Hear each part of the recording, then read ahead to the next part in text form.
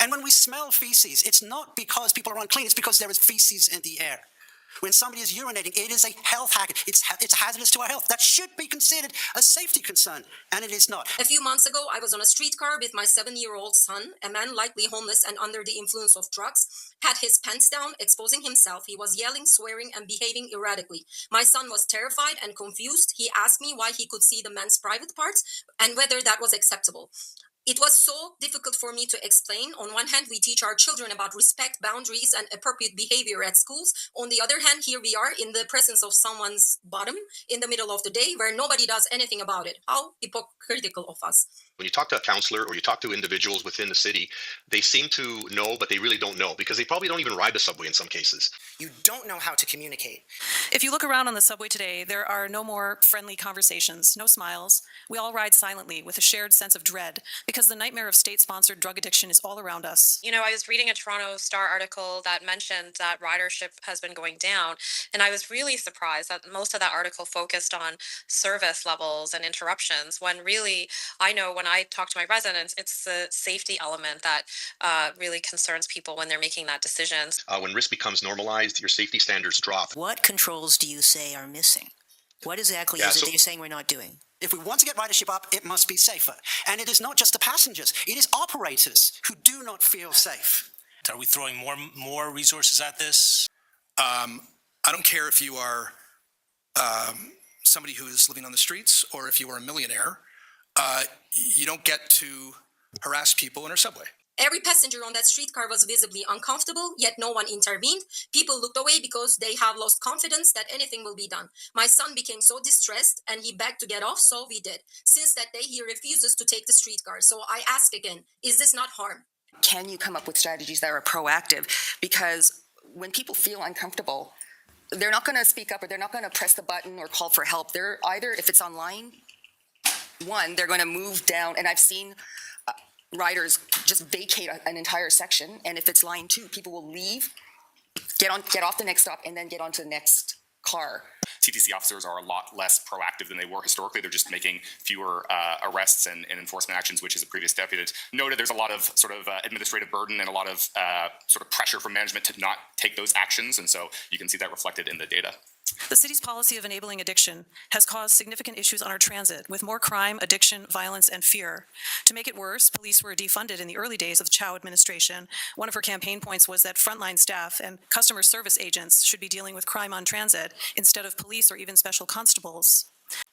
Smarten up, guys. It's not that complicated. Just face the facts, put your big boy pants on, and fix the TTC so that it is safe for all of us. I really wonder why the rights of these drug abusers, mentally ill people, and homeless people are considered before the rights of people like me and my son. Why am I being punished for being a decent citizen of the society? And what about the rights of my child? And what about my rights to use the public transport without fear? And it never occurred to me that it wasn't safe. So I'm very sorry that your son doesn't have that same privilege that I had. I'm here because the situation on the TTC has become unacceptable. I can honestly say that I no longer feel safe using the TTC, and neither do the people around me. This is not a minor issue. This is not something that should be tolerated in any public space, especially one used by families and children. But there's a lot of harm on the system from people who are just walking around, masturbating, pulling their pants down, yelling at people, putting their feet, their dirty feet, on the seats. And I've reported this over and over again, including with a TTC station supervisor on the car, with a guy lying on, Mandeep, I've sent you the photo, with a guy lying on the seat with his bare bum, and the guy did nothing. And that's where you got to start talking about supportive housing. And so what's TTC doing talking about supportive housing? Well, the only way we're going to solve the problem on the TTC is if we go up the river and say, well, guess what? We need supportive housing. We need affordable housing. We need to do our job. Drug use, public defecation, and using the TTC as a shelter should not be tolerated. Why are we even paying for the shelters then? To be absolutely clear about how serious this is, let me share another example. My older son, now in grade 8, is a nice, naive kid and a good student. He took the test for a specialized program. He passed the test and has been offered a seat in Bloor Collegiate Institute TOPS program, an opportunity we should have celebrated without hesitation, right? Instead, we nearly turned it down. Not because of the school, not because of the program, but because of the TTC. he would need to take the subway on his own every day. And our only concern was his safety on the TTC.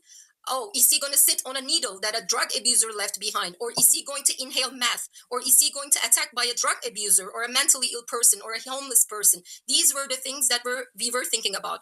It is troubling that access to a strong educational opportunity is overshadowed by fear of the transit system that is meant to get him there safely. This is not how families should feel. What to do when you hear someone screaming violently, and how to defend yourself against a knife attack. There was a long period of time, I understand, where they were instructed to do nothing. They turned a blind eye on purpose. That has to end. What do The new record high here of almost 4,500 incidents. I would say this is an undercount, though, of the true amount of crime on the system. Every day there's passengers that are being victimized and report that incident to a TTC employee, but they decide that they don't want to pursue that matter with police or special constables because that typically takes a long time. It takes hours sometimes for special constables to arrive, or TPS as well. Typically, it could be pretty low priority for them to show up. So that's their right to not pursue that report with law enforcement. But when that happens, that's not captured in TTC data sets, really. So we don't have a full picture of all the incidents that are happening on the system. But we need to remember what our job is. Parents today teach their children these lessons. How to respond when meth addicts are stumbling in the aisles. Hold your breath if someone is smoking it near you. How to get away on a subway car. Let's keep focusing and leaning in on the behavior rather than the individual's background, whether it be race, financial means, no matter what.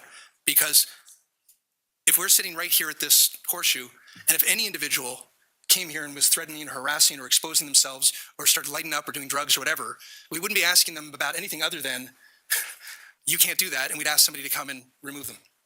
It's not that we don't feel safe. It is that it is demonstrably not safe. So don't apologize for how we feel, and don't come to us respectfully looking for solutions when there are very well paid, very well qualified people whose job is to find those solutions. This mirage of declining crime is nonsensical. In Ward 13, we have lower figures because people have given up reporting, or in the case of the TTC, given up riding the TTC. And a rider's perception of safety is inextricably linked to the authority and security of the operator. If the operator is vulnerable, the rider is vulnerable. That's a harm that they're experiencing. What is the protocol for a special constable? Again, it really depends on the behavior. If it's a person in crisis, maybe it's a matter of getting the Toronto crisis workers there to assist.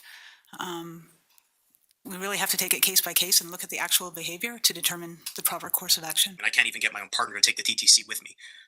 TTC staff will tell you, just last week, my spouse was assaulted riding the streetcar. So it's something that we're all dealing with. If the AI cameras do what they're supposed to do, we'll be able to flag bad behavior. And we need a robust law enforcement presence on transit, ready to act like other cities have. It is not too late for Toronto. There are thousands of parents like me, and this fall, we will be campaigning for councillors who take these problems seriously. There's a very porous system. Indecent exposure, masturbation, people who aren't actively attacking someone, but are making the TTC a hostile place. What are you doing about those? Visibility. I think we need to be present. I think we need to be anywhere and everywhere we can be. Now, it is a massive system. So I think with uniform visibility, along with a message that what may, to Commissioner Sachs's point, what may have been acceptable in 2023 is not acceptable anymore. People, as I saw a couple of months ago, somebody with their pipe burning their drugs at the Spadina station. We shouldn't see people with their pants down. We shouldn't see people masturbating. We shouldn't see people defecating. We shouldn't see people screaming.